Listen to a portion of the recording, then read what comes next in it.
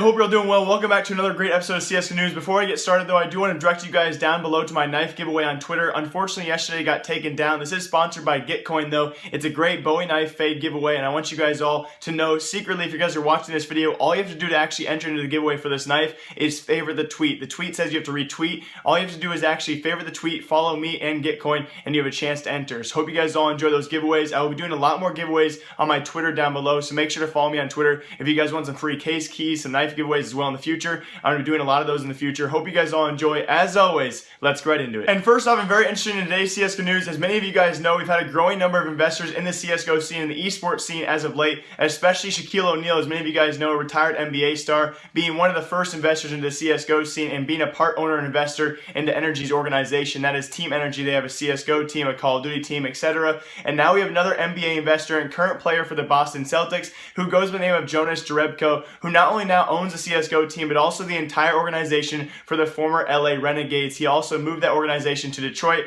I'll discuss that later in the future as well. This includes his first move when he acquired the team. He actually acquired a new Call of Duty roster, and he also moved the entire CSGO roster into a gaming house in Detroit, which is the first city he played for the NBA. He played for the Detroit Pistons, now the Boston Celtics. So we assume he moved their gaming house to Detroit, somewhere closer to his original home where he resides now, so he can actually have somewhat control over the team. As of right now, those are the only details we have, but yes, it's very interesting to see. We've had a lot more investors into the CSGO scene. I mentioned to you guys not too long ago, we had Lars Christensen, who actually invested into the Danish team, the Trick Esports team. We had Shaquille O'Neal invest in Energy. It's really kind of curious to me though that the organizations these guys choose to invest in. I'm sure a lot of you guys can assume, okay, the only organizations that are looking for investors right now are the organizations that are possibly looking to either grow or have been struggling in the past. And so far we've seen, as of right now, Energy, a team who is somewhat struggling, looking to grow. Obviously Trick Esports, a team that really wasn't known for their CSGO roster and still really isn't, still a growing organization and somewhat of a struggling organization. Now Renegades, a very specific organization here that is definitely struggling. Obviously they are trying to grow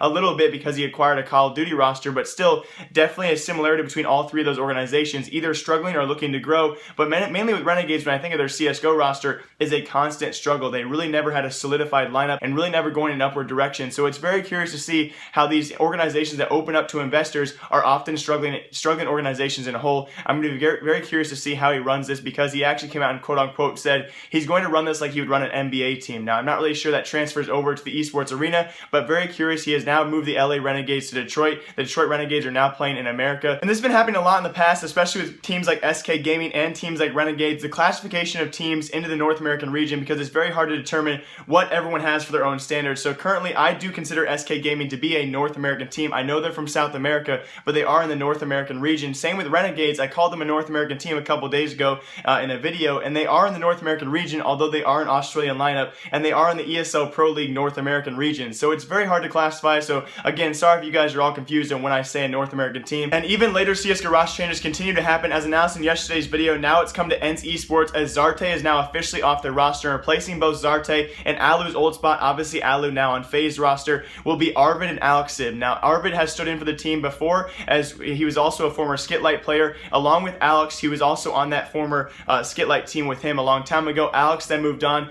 to a previous team known as Vindictus, and I know you guys are very surprised with a name like Vindictus. Yes, both these guys are actually Finnish players, and they will be the two newest add-ons to Ence's roster, who they have finally finalized their 5-man team for now. And I think just about every other week I want to keep you all posted on the ESL Pro League standings. So first off, on the European side, it's still FaZe kind of on top of this group, but it's still that I really want to point out they started out with a 7-1 record in this ESL Pro League and have since had their lead constantly chipped away, 1-3 in their last 4 matches. They've had their lead chipped away by NIP, G2, Envious, and Virtus Pro, and it's kind of unique. Every team plays a different number of games each week, and their rank is completely based off two things, either their wins and the number of games they played. So as you guys can see in the standings right now on screen, G2 is 5-7. Now although Envious is 5-3, G2 keeps their rank above Envious because they played more games and still the same number of wins. So kind of a weird ESL ranking there. It also goes to no surprise. You guys can see Navi, who is also undefeated. Navi has only played 4 games as compared to most of these teams have played 10 to 12 matches. It's kind of unique there. They're undefeated at 4-0, but yes, they're still below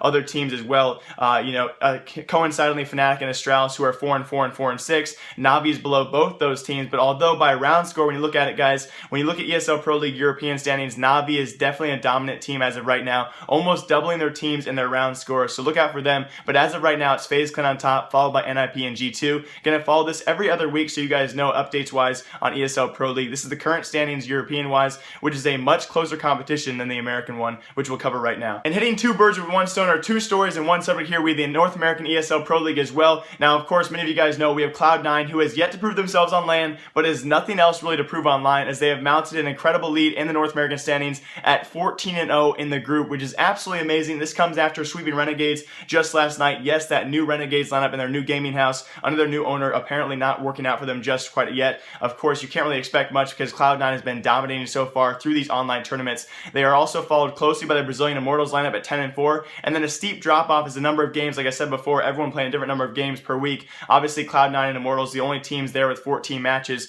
Other words, it's only Optic Gaming and Team Liquid at 10. So kind of a weird layout for ESL Pro League. Obviously, they have tournaments to play, so they can only play so many games per week. Cloud9 still dominating away, though. After Cloud9 and Immortals, it is Echo Fox, who is very surprisingly, after losing that ESA Global Premier Challenge, they lost to Crown Esports, the Swedish team. They are still in third place here and undefeated in ESL Pro League, so definitely really good against these North American teams as well. And then followed by far and away, it's a steep drop-off out of these top three teams. After Cloud9, after Echo Fox, and after Immortals, it's a steep drop-off coming back to Liquid, who is apparently fourth in the North American ESL Pro League standings, starting off 4-4 until last night, where again, here comes our second story. They not only beat SK Gaming for the first time ever, they then did it again and beat them in back-to-back maps. So technically, if you were to count last night's ESL Pro League matches versus SK Gaming and Liquid as a best-of-3 series, they beat them 2-0 in a best-of-3 series. Absolutely crazy. And what's crazier than this is Liquid beat them on pretty good maps, pretty good map pools for SK Gaming, which were Mirage and Kabul. Now, obviously, 16-13 and 16-10 were still pretty close score lines, but still, Liquid, after losing a best-of-3 series earlier last week to Cloud9 and several other North American teams, obviously in the ESL Pro League, they're only breaking even. It's kind of funny how they then pull off this miraculous thing. Now, I'm not really sure if SK Gaming's boot camping and, maybe taking a few days off has been the result of this, but still looking absolutely amazing versus SK Gaming, the #1 team in the world. Liquid takes them out not only once and for the first time ever, but also in back-to-back maps and heavy map pools for both these teams. So really cool for them, and really cool to see the North American standings compared to the European standings. North America is so far spread out, and then European teams are all so much closer. Kind of a weird thing to look at. Also, a really quick announcement for all of you guys who follow me on Twitter. I will be announcing this on Twitter later today as well, but I do have a new channel that's not yet been announced, but it has been made. I've also made a Twitter for that. It's going to be absolutely amazing. I cannot wait to announce that sometime soon to all of you guys in the future. Now, I'm not really sure if I want to release the idea to all of you yet. I'm going to have an official announcement. Now, I won't be making one video for this, but I'll be mentioning it in several CSGO news videos across the week that I actually launch it. So just know for all of you guys,